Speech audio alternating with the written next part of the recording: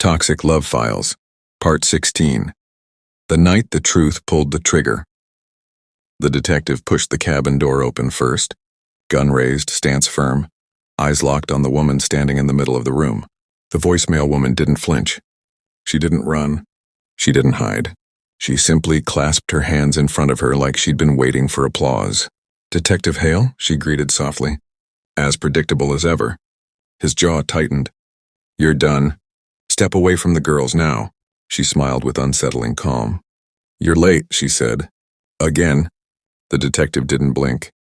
Behind him, the original sister stepped in, eyes scanning the dim cabin, searching desperately for her sister. Her sister was still seated, hands free, fear frozen across her face. The man she once loved, the one with no real name, stood in the corner, arms wrapped around himself, breathing hard like he was breaking from the inside out. The voicemail woman stepped between all of them, like a conductor ready to cue the final note. "Let's not pretend," she said softly. "No one leaves this room without the truth." The detective kept his gun trained on her head. "Good," he said. "Start talking." She didn't face him. She looked directly at the original sister. "You remembered the girl who disappeared," she said. "You remembered the recording. The screams, the truth you tried to bury." The original sister felt her breath falter, the memory clawing back raw and violent. "I didn't know what to do," she whispered. "I didn't know who to trust." "You trusted him," the woman said, gesturing toward the trembling man. "The man we planted in your life." He winced, almost ashamed. "No," he muttered. "I didn't want to." "You followed orders," she cut in. "Until you didn't." The detective moved closer. "Why her?" he demanded. "Why target these women?" The voicemail woman turned slowly, and for the first time, her smile disappeared. "Because they saw something." Her tone sharpened into ice. 5 years ago, your missing friend recorded a meeting she shouldn't have. A meeting involving government assets and officers who didn't want their hands dirty. The detective stiffened. The room grew very still. She continued.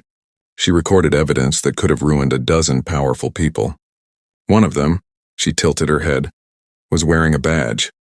The detective didn't lower his gun, but his grip changed. His breath changed. His eyes changed. "Who?" he asked quietly. The voicemail woman stepped forward until the gun nearly touched her forehead. Lightning struck outside, casting violent shadows.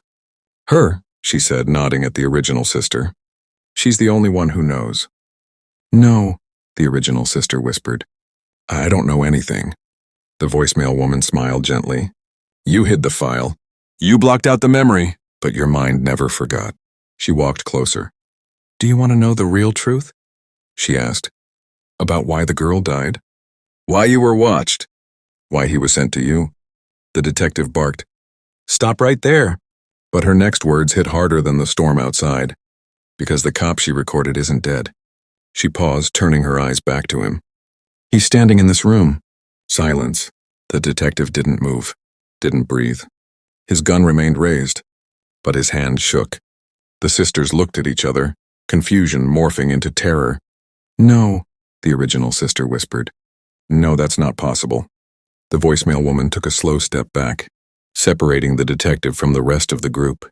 "Ask yourself," she murmured. "Why was he the one assigned to your case? Why did he show up before anyone else? Why didn't he flinch at the recording? Why did he know this cabin existed?" The man in the corner finally spoke, voice cracked and trembling. "Because he was here," he whispered. "He was here that night." The detective's face went white. Lightning thundered across the windows. He lowered his gun, just a little. "Don't listen to them," he said, voice shaky. "She's manipulating you. This woman is a monster." But the voicemail woman cut him off with a soft laugh. "A monster?" She pointed at him. "You want to talk about monsters?" Then she dropped the final blade. "You were the one in the recording." The original sister felt the floor tilt under her. Her stomach twisted violently. "No," she whispered. Her sister gasped.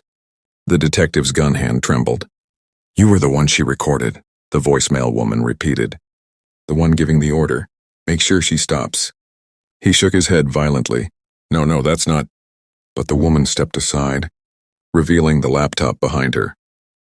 Playing the video, The missing girl's footage, frozen on a shadowed figure, half-lit, unmistakable. The detective, her knees buckled. He backed away horrified. No, she set me up. This is a trap. It's edited. But the voicemail woman whispered, It's not edited. It's you. Then, he snapped. He raised his gun, shaking, desperate, turning between the two sisters, and said, No one leaves this cabin. The storm outside went silent. Not a sound. Not even the rain. The voicemail woman smiled. The man in the corner froze.